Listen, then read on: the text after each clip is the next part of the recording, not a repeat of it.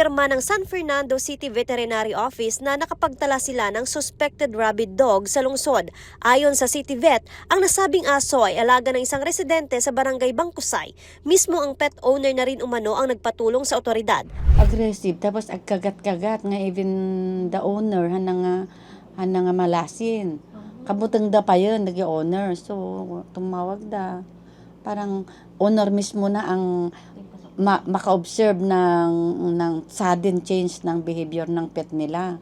Natanong namin yung owner, lumalabas din daw, nakakalabas din. Kaya baka may kumagat din sa kanya na infected. Yung infected na yon ang hindi namin yung kumagat sa kanya ang hindi namin na matrace. Inimpound sa facility ng lungsod ang aso pero kalaunay namatay din matapos ang 2 araw.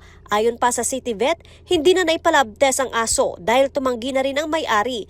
Tanging ang lab test kasi ang makakakumpirma kung positibo ito sa rabies.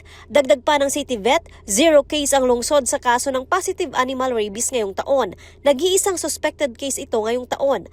Malaking factor din umano ang mainit na panahon sa mabilis na pagiging iritable at agresibo ng mga alagang hayop.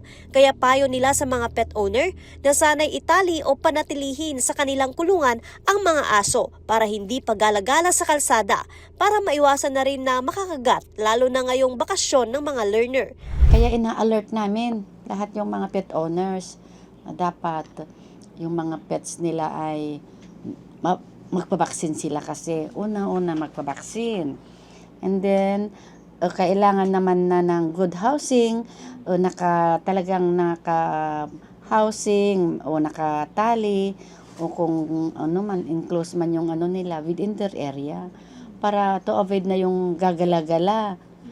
Kung lumalabas kasi, makagat siya ng isang rabid dog din, di mag-spread tuloy, dumami.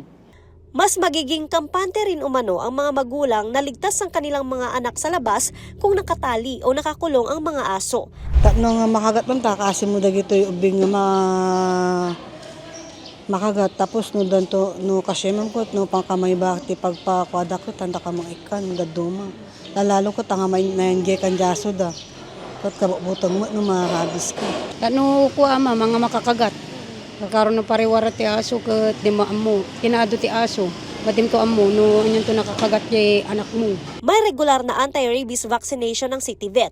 Maaari ring magtungo sa tanggapan para pabakunahan ang mga alagang aso. Kinakailangan lamang magbayad ng 50 pesos. Bukod sa anti-rabies vaccination, may kasama na rin itong deworming at vitamins.